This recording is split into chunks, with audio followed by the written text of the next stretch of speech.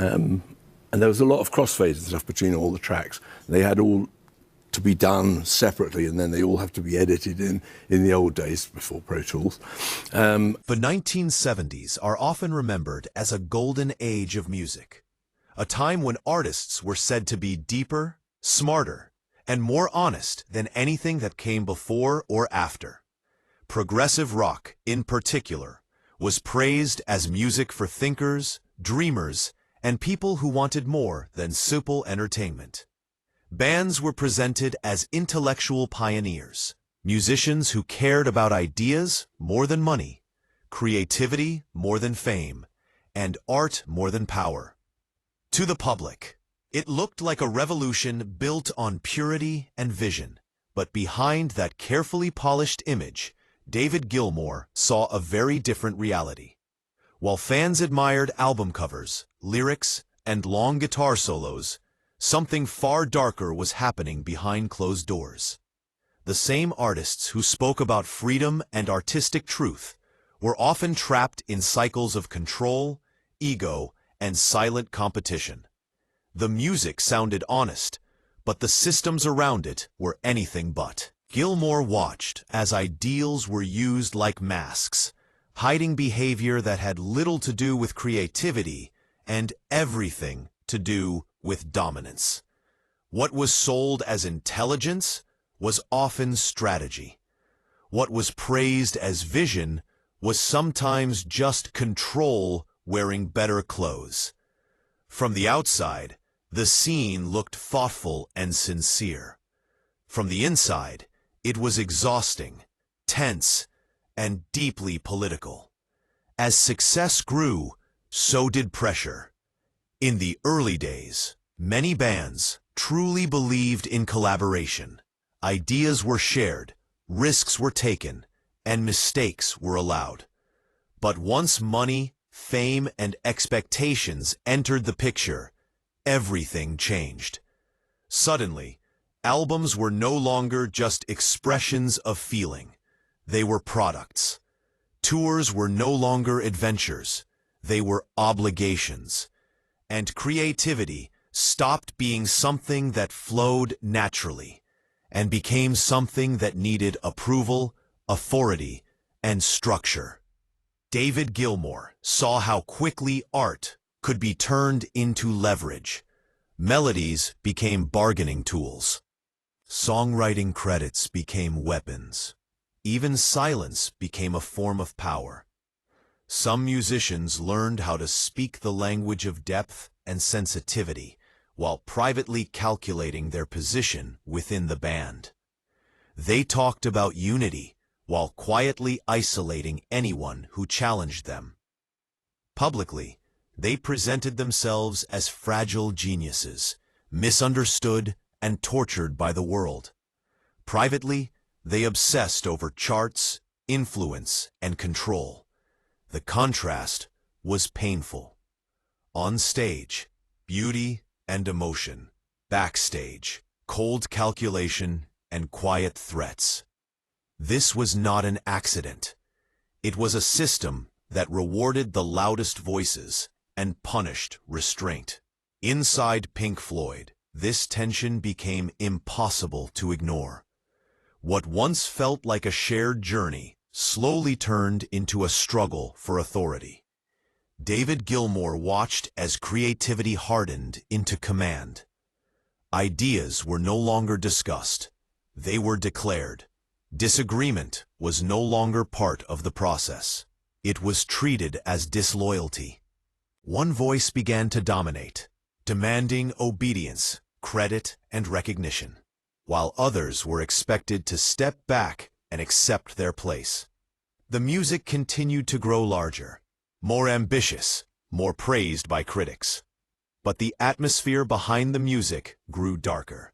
Sessions became stressful. Communication broke down. Emotional exhaustion became normal. Fans heard albums described as masterpieces, unaware that they were created under intense pressure and fear. Gilmour understood that something was deeply wrong when making music stopped feeling human. Art, which should have been a conversation, became an order. Creativity became something extracted rather than shared. And yet, the outside world celebrated the result, never questioning the cost. What made the situation even more painful was how easily the industry supported this behavior. Managers, lawyers, and executives claimed they were protecting creativity. But in reality, they were protecting profit. They spoke softly and smiled while tightening contracts that slowly stripped artists of freedom. Every signature reduced choice. Every agreement locked musicians deeper into systems they could not escape. Conflict was not something to be solved. It was something to be managed and used. As long as records sold and tours filled stadiums, tension was allowed to grow. In some cases, it was even encouraged. Gilmour saw how business interests fed on division. Arguments created control. Fear created compliance. Albums that preached freedom, imagination, and escape were negotiated through legal threats and power games. The message and the reality were completely disconnected. And yet, the myth of artistic purity remained intact because it was useful. It sold records. It protected reputations. It turned deeply flawed systems into legends. The 1970s loved to believe its artists were morally superior, more enlightened than the rock stars who came before them. This belief became a shield. As long as a musician fit the right story, their behavior was forgiven or even praised. Arrogance was renamed intensity. Cruelty was called discipline. Control was sold as vision. Anyone who resisted was quickly labeled difficult, unstable, or ungrateful. Truth became flexible, shaped by whoever had the microphone and the press on their side. David Gilmour experienced this firsthand.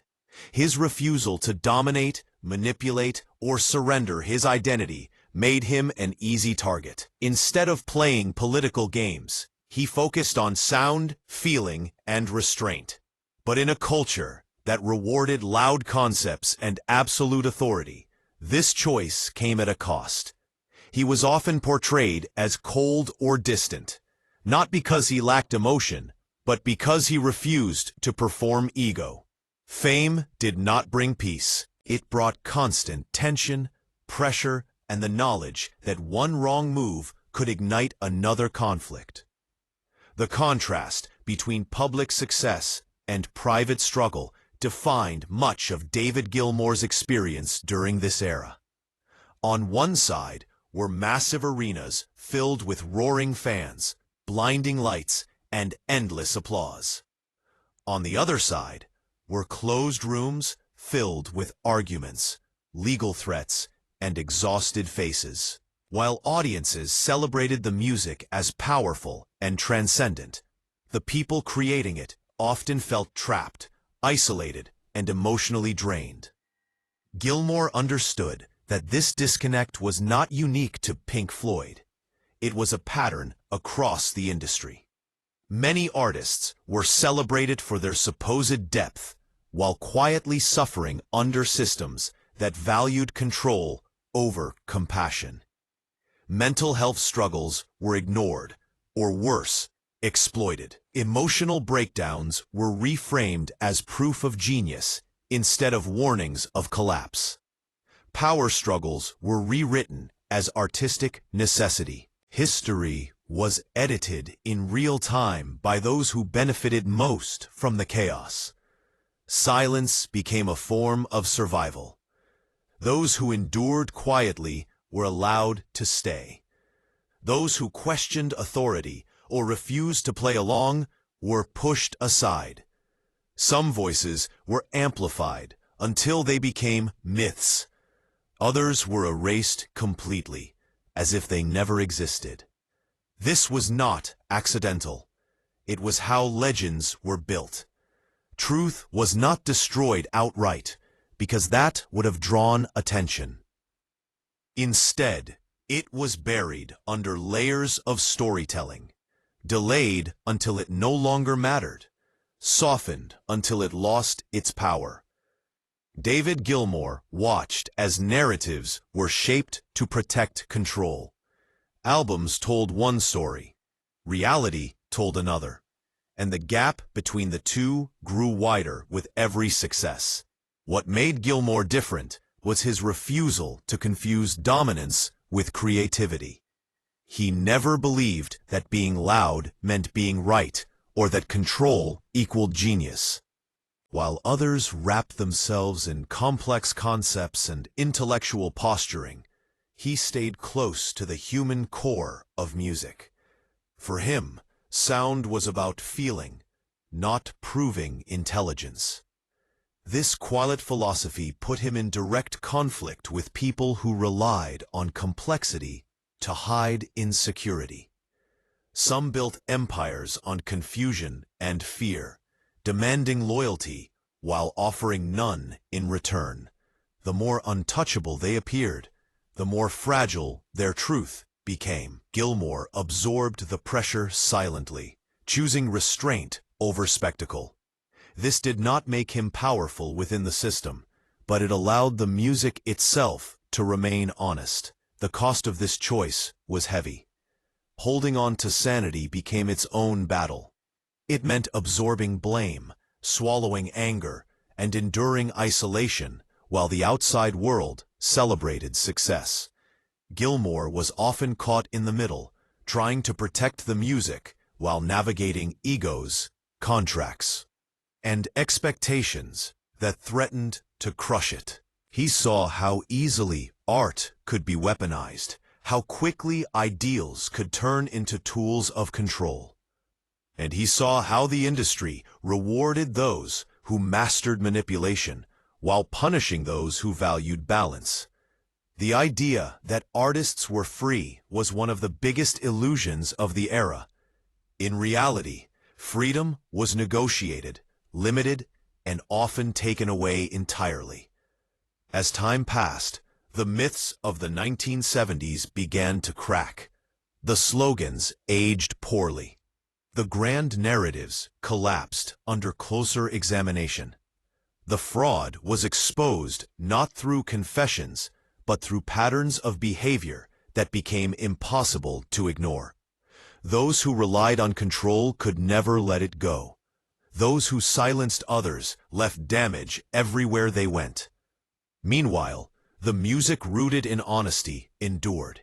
It continued to connect, breathe, and feel alive long after the power struggles faded into history.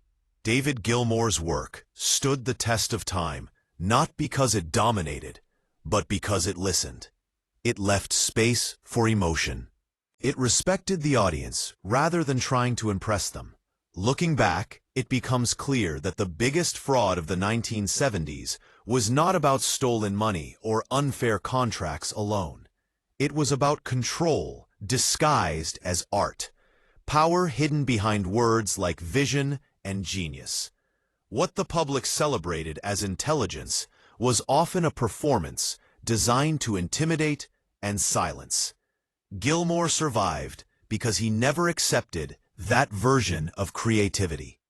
He understood that music did not need to conquer anyone to matter. It only needed to feel real. And in an industry built on myths, that quiet truth was the most dangerous thing of all. In the end, this story is not just about David Gilmour or even about the 1970s. It is about how easily art can be turned into a tool of control, and how quickly genius can become tyranny when power goes unchecked. The industry has always loved legends, because legends are easier to sell than truth. They simplify complex stories, hide uncomfortable details, and protect those at the top. Gilmour's experience exposes how those legends are built, not only with music, but with silence, fear, and carefully managed narratives. Many stories from that era are still missing, not because they are unimportant, but because telling them would shatter the image people are still emotionally attached to. David Gilmour's survival was not loud or dramatic. It was quiet, stubborn, and deeply human. He did not win by dominating others or rewriting history. He endured by refusing to become something he was not. While others chased authority, he focused on sound. While others demanded control, he valued connection. That choice may not have made him the most powerful figure in the room, but it ensured that the music remained honest. And honesty, unlike control, does not expire. It continues to resonate long after myths fade. Today, the questions raised by this era still matter. How many artists were labeled difficult simply because they refused to become frauds? How many voices were lost because they did not fit the right story? And how often does the industry still protect manipulation by calling it genius? These questions are uncomfortable, but they are necessary, because without them, the same patterns repeat. Art becomes a weapon. Power hides behind creativity, and truth is once again buried to protect legends. David Gilmour's story reminds us that real creativity does not need to dominate. It does not need to silence others. It does not need myths to survive. It only needs honesty, restraint, and the courage to stay human in systems that reward the opposite. And that may be the